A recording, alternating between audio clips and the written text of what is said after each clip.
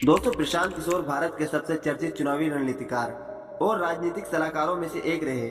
लेकिन अब वह एक राजनेता के तौर पर खुद को बिहार की राजनीति में पेश कर दिया है। प्रशांत किशोर एक समय में यूनाइटेड नेशंस में पब्लिक हेल्थ एक्सपर्ट के तौर पर काम कर चुके हैं। प्रशांत किशोर जनसुराज के गठन के साथ अपनी अलग पहचान बनाने की कोशिश में लगे हुए हैं। इससे पहले चुनावी रणनीतिकार के तौर पर उनके अभियान और रणनीति ने कई बड़े नेताओं और दलों को सत्ता दिलाने में महत्वपूर्ण भूमिका निभाई है। तो दोस्तों, आइए समझते हैं प्रशांत किशोर की अलग अलग पार्टी के साथ राजनीति में कदम रखने की कहानी। दोस्तों, स्वागत है फिर एक बार द ग्रोथ की नई वीडियो में। दोस्तों, प्रशांत किशोर का जन्म 1977 में बिहार के रोहतास जिले के कोनार गांव में हुआ था। बाद में उनके पिता की पोस्टिंग बक्सर में हुई, जहां वे डॉक्टर के रूप में कार्यरत थे। प्रशांत किशोर ने अपनी शुरुआती स्कूली पढ़ाई भी बक्सर में ही पूरी की। 10th क्लास के बाद उन्होंने करीब 2 साल पढ़ाई छोड़ दी थी। इसके बाद उन्होंने पटना साइंस कॉलेज में दाखिला लिया। उनकी गणित में अच्छी पकड़ थी, इसीलिए परिवार चाहता था कि वे आईआईटी में जाकर इंजीनियर बने। लेकिन प्रशांत किशोर की इसमें दिलचस्पी नहीं थी और इसके बाद उन्होंने दिल्ली यूनिवर्सिटी के हिंदू कॉलेज में एडमिशन लिया। लेकिन तबीयत खराब होने के कारण ग्रेजुएशन बीच में ही छोड़कर घर लौटना पड़ा। दिल्ली यूनिवर्सिटी से पढ़ाई अधूरी रहने के बाद उन्होंने लखनऊ और फिर हैदराबाद जाकर अपनी ग्रेजुएशन की पढ़ाई पूरी की। पढ़ाई के बाद प्रशांत किशोर ने संयुक्त राष्ट्र यूएन के साथ काम किया, जहां उन्होंने अलग अलग पदों पर देश विदेश में सेवाएं दी। दोस्तों, प्रशांत किशोर ने राजनीति में अपनी पहली बड़ी पहचान गुजरात के मुख्यमंत्री नरेंद्र मोदी के लिए 2012 विधानसभा चुनाव में प्रचार कर बनाई।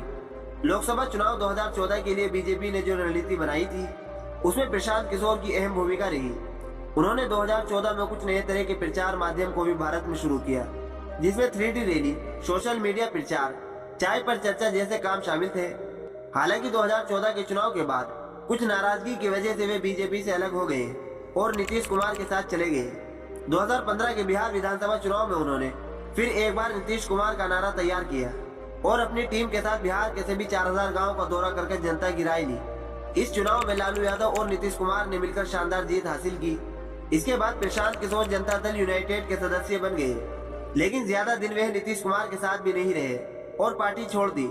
इसके बाद उन्होंने ममता बनर्जी, कैप्टन अमरिंदर सिंह, अरविंद केजरीवाल और एमके स्टालिन के साथ भी काम किया। प्रशांत किशोर ने समय समय पर अलग अलग राजनीतिक दलों के लिए काम किया और उनकी जीत में अहम भूमिका निभाई। जब सवाल उठता है कि प्रशांत किशोर एक जगह क्यों नहीं टिकते, तो उनका जवाब होता है कि मैं ज्यादा दिन एक जगह नहीं रह सकता। मैं समय समय पर खुद को नया चैलेंज देता हूँ और उसे पूरा करने के लिए अपना सब कुछ झोंक देता हूँ। हालांकि उनके काम करने के इस तरीके पर विरोधी खूब हमला बोलते हैं और कहते हैं कि जो आदमी एक जगह एक साल नहीं टिक सकता, वह बिहार का क्या भला करेगा।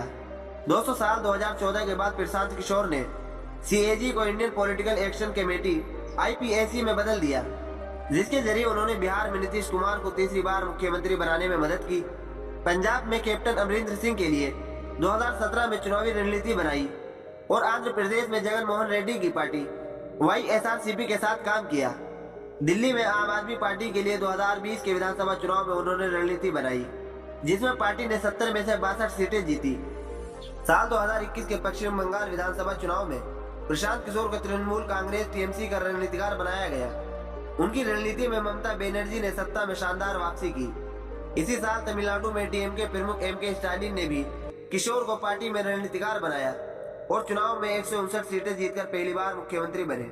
साल 2018 में किशोर ने जनता दल यूनाइटेड ज्वाइन किया, लेकिन नागरिकता संशोधन कानून पर नीतीश कुमार की नीति की आलोचना करने पर उन्हें पार्टी से निकाल दिया गया।